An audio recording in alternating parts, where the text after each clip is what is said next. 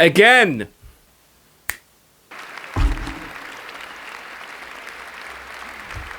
Hello, I need to say a few things right before we begin. But if you want to jump straight to the meat of the video, there are timestamps below, because time is valuable, and I respect that. What you are about to see is something that is new for me. I've decided to branch into the murky waters of commentary content. And if you are new here, hi, I'm Chris. I'm addicted, I'm living with depression, CPTSD, autism, and a few other fun things. I usually am about mental health. I know the content isn't that regular, but I don't intend on stopping, especially that I have at least 3 months of content in scripts ready to go into production, and 3 other YouTube channels I am somehow engaged in, and I have a 9-to-5 job. But I digress. For now, I want to, and I need to do this. You already know what is going on in the USA, and this will be our starting point. This is a quick recap of what Trump wants to do. I have started filming in January, but it seems like every day brings new revelations, and I need to expand the scope again and again. That said, buckle up, because in today's episode, who's fucking up the Constitution, we have Donald Trump.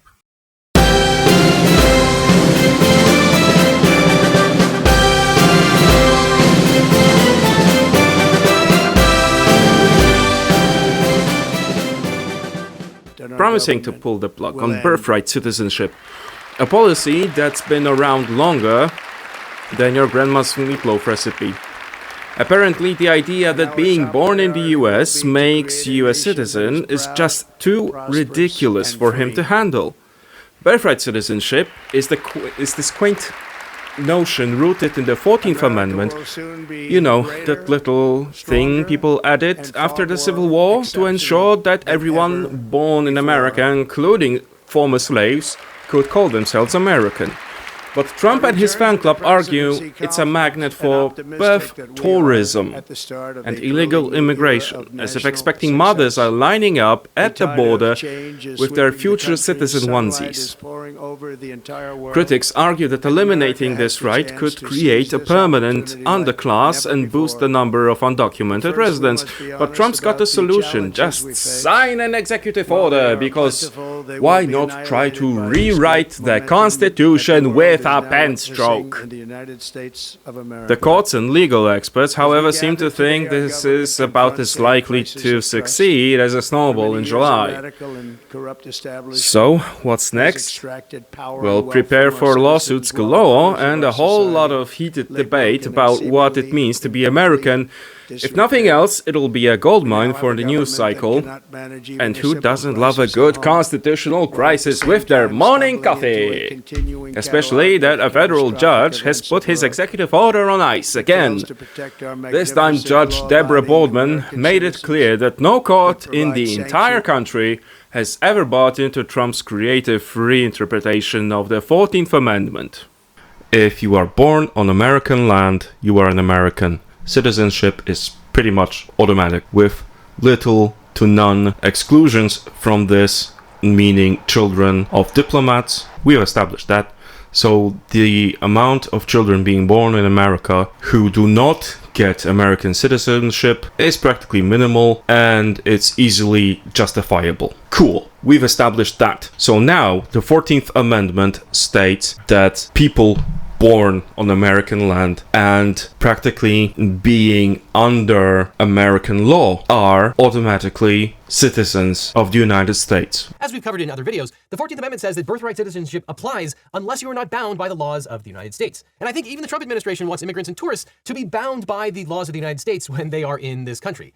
Trump's executive order suggests that the amendment has been wrongly interpreted and it would go into effect in 30 days, meaning it would not be retroactive.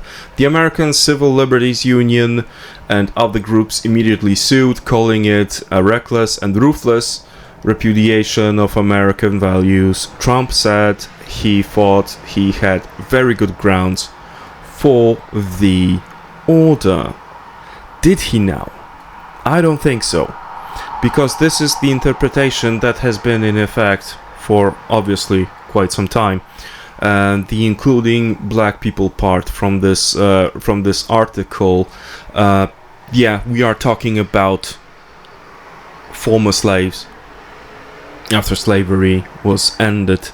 I'm going to link the materials down below so we can check it out. And while you're at it, like the video, comment, regardless of what your views are. Let's have a civilized conversation about this.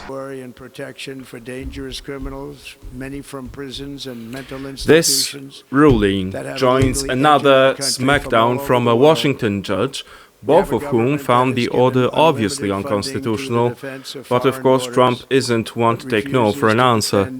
He's appealing faster than a reality TV contestant facing elimination. Our country can no longer deliver basic services in times of emergency. The 14th Amendment by the wonderful is in place since people of 1868, North Carolina, been treated grants so badly. citizenship to anyone born on US soil, even if their parents lack And legal other status. states who are still suffering Trump, from however, America insists took that place this many was months ago. never the intention, Or more because recently, clearly Los he knows Angeles, where best. we were watching His fires executive still order, tragically one of burn. his first moves after taking But weeks office, ago, was without meant to even put a an end to token what of defense, he sees they're as an raging through immigration houses and loophole. communities, even affecting some of the Unsurprisingly, this wealthiest and hasn't most gone powerful over well. individuals in our More than country, 20 some of states, whom are plus sitting pregnant here women right now. directly affected by the They don't order, have a have sued home to any block longer. it. With around That's 11 interesting. million undocumented people in can't the let US, this many happen. see birthright citizenship Everyone is as a fundamental unable to part of American do anything identity. about it that's going to So, change. what now? We have a public More health court system battles, that does more not legal deliver in fees, times and of probably disaster, yet more money all is caps spent on it tweets from than Trump. any country anywhere in the Or world. whatever And we they're have an called on Truth education Social. system that You know, teaches the our social children media to be service ashamed of that themselves in revolves many around the cases, alternative to hate our reality country where despite the science love isn't that a we real try so thing desperately to and provide people to can be them. divided into white All of male this will Christians and change non-humans. starting- Usually I talk about things like emotions, things like trauma, things related to mental health, but this I need to talk for my own sanity. I feel responsible. I feel personally responsible for talking about this, because this is not just America we're talking about. I mean, yeah, we are talking about America, but this is also a step in the direction that many other countries are taking towards far-right leaning fascist views and all the things that we've seen happen in their most extreme forms in Germany in the 1930s and 40s, the World War II, what we are seeing currently in Palestine, especially in Gaza and the West Bank. These are the things that are happening right now, and these are the most extreme and most visible, most prominent examples of where we are heading as a global society, as a collective that somehow elected these people to govern our states for us, and yet I am under the impression that a lot of people, and I mean really a lot of people, are disagreeing with this direction, and yet somehow people who are far right get into power. Somehow they are getting voted into prominent seats, governing states, governing parties, getting more and more influence, power, and more wealth. This is like a trinity of evil. I will call it that way because I don't know how else to call it. But let's move on. The people back And their just like faith, that, their the wealth, American dream their got a hard democracy, reset. and indeed, Migrants who their had freedom. spent months navigating the bureaucratic maze of CBP1, America's clutching decline their is long-awaited over. appointments like golden tickets, found themselves suddenly shut out. No more legal entry through the app. Tens of thousands of Our liberties and our appointments nation's cancelled. glorious destiny No will appeal, no longer be no denied, explanations, and we will just a big immediately metaphorical restore the good integrity, luck with that competency, and from loyalty US Customs and Border of America's Protection. government. The app, which had Over the become past a 8 lifeline years, for I have migrants from contested and Haiti, challenged Venezuela, many Cuba, presidents and in beyond, 250 was turned year off history. midstream, I've leaving people learned a lot stranded along at the the border. way.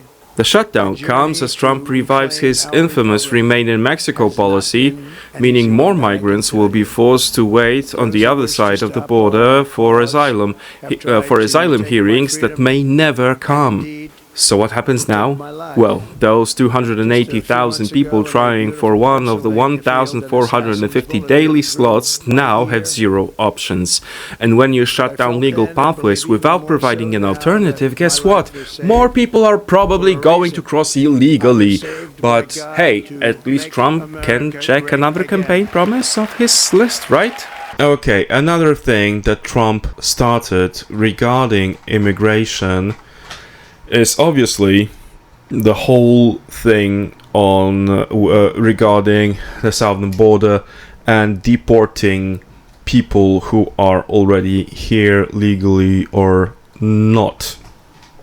He wanted to do this during his first term. He did not.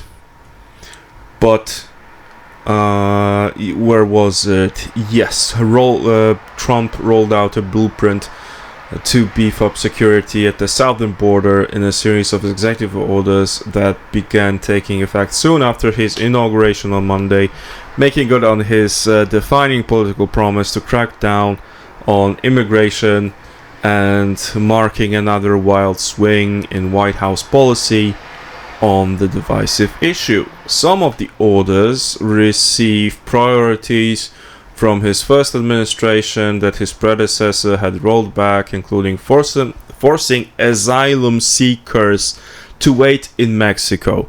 The way it was till now is that if you come into the United States, for example, through the southern border of the United States, you come in seeking asylum, you would be either detained awaiting your trial for being granted or refused asylum, or you would be let into the United States on parole. If you have someone you can stay with, for example, a family member who is already legally in America, you can stay with them. You're on parole, so you have to follow certain instructions and await your trial. And this is another thing that he wants to end and practically ended. If you are seeking asylum, you are not allowed to enter the USA until you are being granted asylum, and you have to basically wait in Mexico before you are even given a chance for a hearing and before anyone can determine whether you really are an asylum seeker and whether you will get asylum. I can imagine many situations where this will be detrimental to people actually seeking asylum, because if you're seeking asylum, you're running away from something and you are being stripped of that right for safety. Why? Who the fuck knows? But imagine that you are running away, I don't know, for example, from a cartel. Your life is in danger and your only chance of escaping is through the northern border of Mexico, and you are denied access. Do you understand how dangerous this is?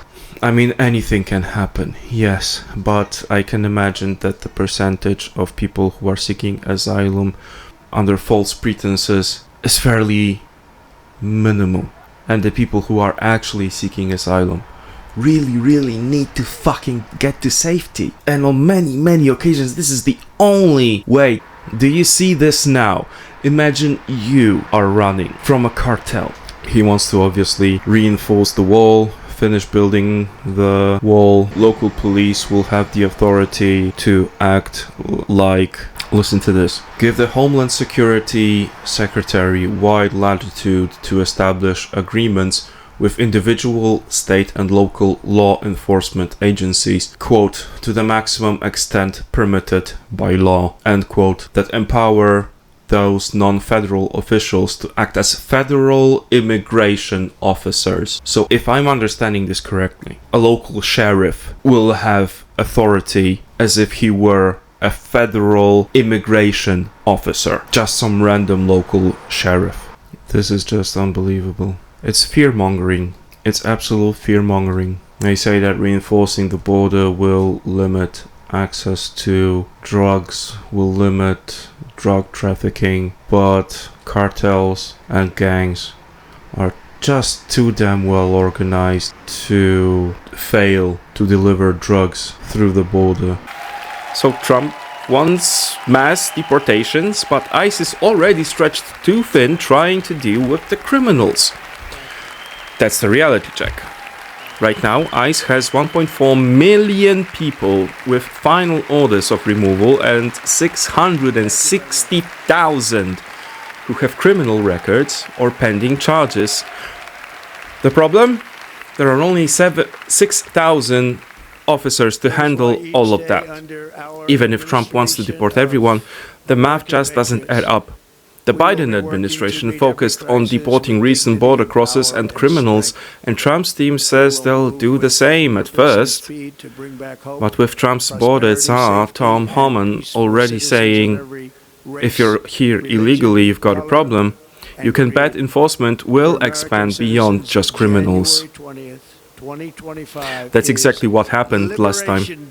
During Trump's first term, ICE made collateral arrests, detaining anyone they found, not just their targets. Advocates fear that's coming back, and cities with sanctuary policies like New York are bracing for impact. Meanwhile, ICE officers on the ground say they're already overwhelmed just handling criminals. Their manpower is 30% below where it should be, and they're already struggling to remove the worst offenders. So, while Trump is making big promises about mass deportations, the reality is that ICE can't even keep up with the caseload it has. The question is, what happens when political ambitions crash into logistical reality? Trump's first term, as far as deportation goes, never exceeded 350,000 people deported within a single year, whereas during the Obama administration topped 436,000 people. And one more thing regarding immigration and whatnot. There is practically no way of funding this, because imagine you're pushing huge resources to the border. Detaining one person sometimes requires hours of surveillance, as was mentioned by the Flying Eagle or within the documents that I'm citing here. Trump's war on DEI just kicked into high gear. On day one, he signed an executive order dismantling diversity, equity, and inclusion programs across equality and diversity, equality, and inclusion programs across the federal government. Federal DEI staff put on paid leave immediately and set for layoffs. Agencies ordered to take down DEI web pages and cancel any diversity-related training or contracts. And if an officer tries to rebrand its DEI work, employees are encouraged to snitch or face adverse consequences. Yeah. This goes beyond the federal workforce. Trump is targeting affirmative action in federal contracting, minority-focused grants, and pay equity rules. His administration is reviewing federal programs that conservatives claim give unfair advantages to women and minorities, with plans to strip them down. The corporate world already is retreating. Companies like Walmart and Facebook have scaled back diversity programs amid legal threats and political pressure. With Trump in office, that rollback is expected to accelerate. But here's the catch. Undoing DEI at this scale isn't as simple as signing an executive order. Many of these programs are deeply woven into federal policy, and unwinding them will take time. Some initiatives, like banning salary history in hiring, could take years to reverse through legal processes. Others, like hiring reforms for people with criminal records, even have bipartisan support. Bottom line, Trump is going all in on erasing DEI, but dismantling the system won't happen overnight. The question is, how much will he actually achieve before political and legal realities slow him down? Trump just took a sledgehammer to transgender protections and DEI programs on Martin Luther King Jr. Day, no less. In a sweeping executive order, the federal government will now recognize only two immutable sexes, male and female, based on whether someone produces eggs or sperm. All illegal entry will... Female means a person belonging at conception to the sex that produces the large reproductive cell. Quote, male means a person belonging at conception to the sex that produces the small reproductive cell. Some have suggested that Miller used AI to draft part of this order because it's so friggin' dumb, and maybe that's why the order uses strange phrasing. We're assuming here that large reproductive cell is an egg or an ovum, and the small reproductive cell is the sperm, but these definitions assume that from the moment of conception, humans are male or female. But as every doctor knows, at conception, humans do not yet produce gametes, which are what determines the sex characteristics. So congratulations, everyone. There's only two genders, and everyone is neuter, neither of the two genders. Immediately be halted. Federal prisons, migrant shelters, and rape crisis centers will now be segregated by this definition. No more taxpayer funding for gender-affirming care, no more mandatory pronoun use in government facilities, and transgender military practices gone! At the same time, Trump axed DEI initiatives across federal agencies, framing it as a return to colorblind and merit-based governance. Conservative groups are celebrating, civil rights organizations are gearing up for legal battles. The message is clear. Trump is moving fast to reshape federal policy on race and gender. But how much of this will withstand court challenges? That fight is just getting started. One more short thing regarding the TikTok ban. Trump suspended the TikTok ban 75 days, so TikTok disappeared literally for a few hours. Something's fucky about the TikTok ban. Most of us already knew that something was really fucky, but this is really weird. The first notification that people in the US got when they opened TikTok around 10 p.m. was that TikTok is currently unavailable, but there was no mention of Trump. 15 minutes later, people started getting notifications mentioning that TikTok is working actively with President Trump on a solution. Just 15 minutes and you have a new message explicitly referencing Trump. And the following day, TikTok was restored with a prompt. Even I got the prompt that TikTok is back thanks to working with President Trump. Thanks to the efforts of President Trump. Smells like shit. Besides, this is just beautiful when it comes to the TikTok ban. Where do I have it? TikTok themselves references this. You can now see the screenshot here. TikTok references this, saying TikTok's parent company ByteDance is a privately held global company, roughly 60% owned by global institutional investors such as BlackRock, okay? General Atlantic, 20% owned by the company's founders and 20% owned by its employees, including over 7,000 US-based employees. It is not owned or controlled by any government or state-controlled entity. 60% is owned by international business. Now, oh my fucking god, are you a Native American? Yes, I am. Fuck you. But this was our mountain for thousands of years. We've always lived here. We've always called this mountain Mount Denali because it's... And now it's back to Mount McKinley. It was Mount Denali for a while, thanks to Obama. But it's Mount McKinley again because nothing gives more small dick energy than naming a huge piece of rock after some white guy. Welp, instead of showing respect to the indigenous peoples that have lived there for centuries, who are native to the land, how about we recolonize them? Because why should they have something of their own? Why should they have their own identity? Why should they have their own names? I'm fidgeting a lot. I'm really nervous. And yeah, I'm trying to maintain focus. For now, thank you so much for being here. If you are here, if you've managed to sit all the way through this episode, subscribe if you're interested in hearing more of my ranting. And I hope to see you again in the next one. Cheers.